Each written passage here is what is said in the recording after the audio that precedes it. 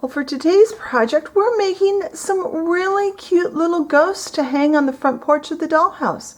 Stay tuned and see how fun and easy this project is.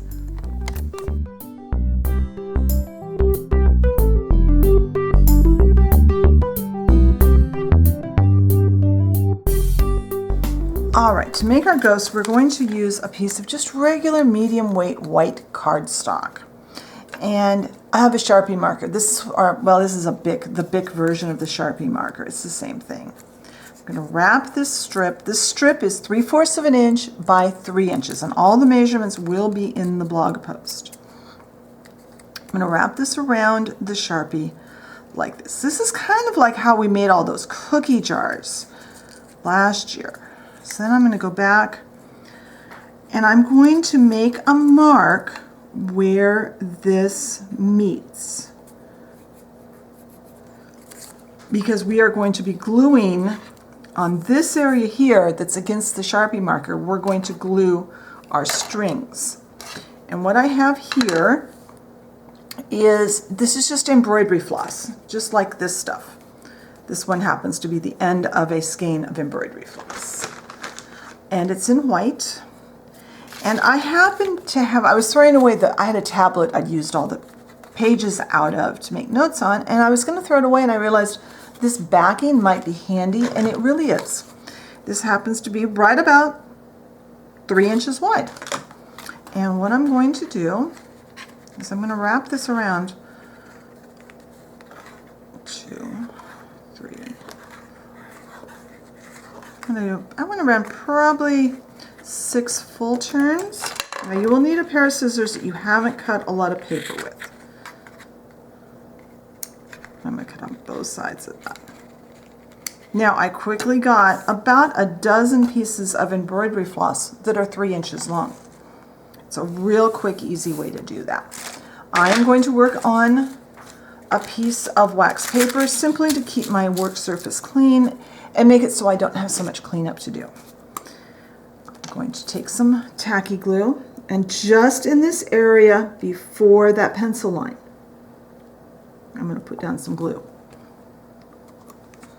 And I did find, I started to use my dotting tool for this step and found that my dotting tool stuck to the embroidery floss a lot more than a wooden skewer. So I've got a wooden skewer here.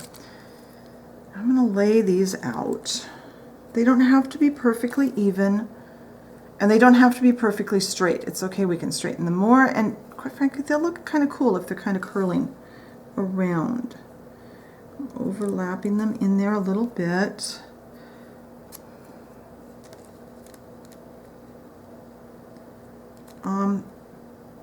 I think on the prototype I made, I think I used 10 of these. You can put more or less on depending on how tightly you want them on there. Now the glue is going to stick to my fingers. Okay, get my wooden skewer. Come on. Do not get your fingers stuck in it like I just did. There. I'm going to lay I'll do it on camera so you can see what I'm trying to do here. That one feels short.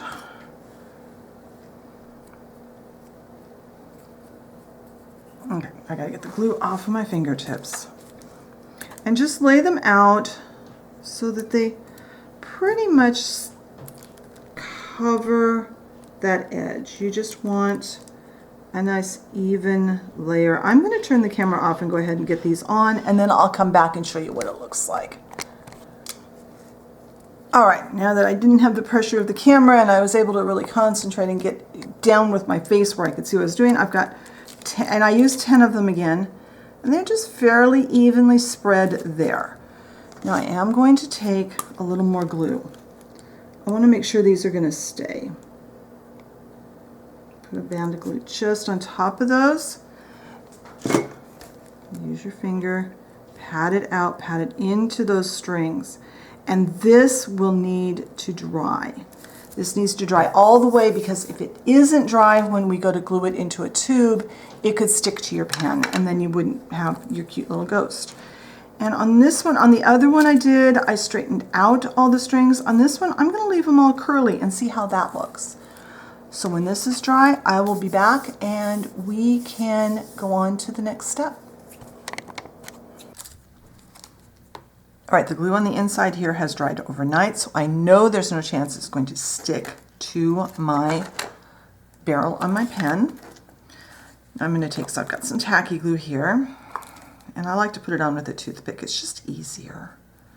I like to spread a nice thin coat. I prefer tacky glue. If you've got a glue stick you like, you could use that. You do want a low moisture, and don't put glue past here. In fact, I don't go quite to there.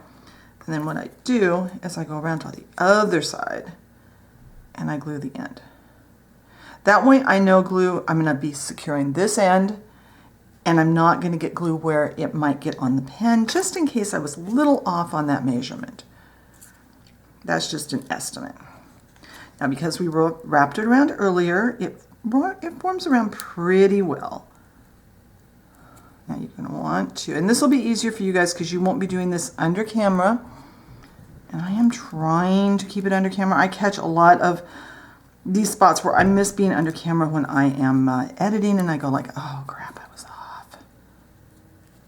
All right, make sure this is kind of loose, but I like to leave it on there until it dries. And now this will need to dry pretty well because we don't want to try to put the face on here while that glue is still wet in there, because the paper is kind of soft and it kind of deforms really badly. And you can see these have straightened out quite a bit from yesterday. So I am going to let this glue dry. It doesn't have to be all the way dry, just pretty dry. And when that happens, I'll come back, we'll add a face, we'll add a hanger, and when that part is dry, we can hang it on the dollhouse. So I'll see you in a little bit. All right, the glue has had a chance to get fairly dry, and I'm going to make sure first off that the seam where the paper met is on the back. And I'm going to lay it down. I'm going to use a pencil and I'm going to sketch in a face. And I'm just going to make a really simple face. You could make something much more elaborate if you want. I'm just going to put 3 ovals, 2 smaller ones, 1 bigger one. Then I'm going to take that off of there. I'm just going to slide the pencil in just to make it a little easier to hold on to. I use my black Sharpie. You could use paint, but I prefer the Sharpie for this. And using those pencil marks as a guide.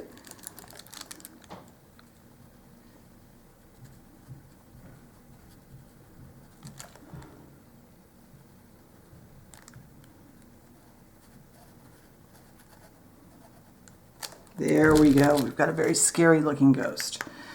Now, we're going to add a hanger. I've got my glue over here from earlier. And I have another piece of the same embroidery floss. This one's cut 4.5 inches long. Making sure that my face is where I know where it is, I'm going to take a toothpick. I'm going to put some glue halfway between the seam and the face. And I'm going to slide in the end of this, probably putting it in there about 1/4 inch or so. It's not something that you have to be really careful about the length that you're putting in there. Come on. Ah, the glue is gonna, of course it's gonna stick to me. Come on. Get in there. Well, off camera I can kind of neaten that up a little bit. And then I'm gonna do the same thing on the other side with the other end. What I'm gonna do is form a loop like this. So I will get that done on this one. I'll take a couple of pictures, and then when this is dry, we'll go over to the dollhouse and we'll hang it up. Now, right, I've hung our ghost that we made today and one I made as a prototype onto the porch. I love how they look. Now, this one I did a few things differently. I actually ran a comb through the floss after it got glued on, which I haven't with this one. So this one has more separate tails, and this one it's more there's a lot more little pieces, so you can do it either way. I tried to set the camera up so you could see me putting these on, but I couldn't get the camera angled in a way that I could do that. So all I did, and remember when we built the dollhouse, we put some eye hooks up here in this beam. I simply put the end of this loop through, pulled it through, and then put this through the end of the loop, so it's just got like a little knot. It's just looped through there. And they'll come off really easily after the season. I love how these turned out. You could change the faces up and make all different kinds of ghost faces. Be sure and check the blog post. I'll try and have some photos over there of the project and the process. And a lot of times there's a few extra little details that I think of as I'm editing the video that I missed when I was talking. So be sure and hop over there and see what I had to say in the blog. If you enjoyed today's video, be sure and hit the like button. Leave me a comment. What kinds of things would you like to see in future videos? If you enjoy my content and haven't subscribed, be sure and hit that subscription button and the notification bell so you know when I put up a new video. Thank you very much for watching today, and I will talk to you next time. Bye.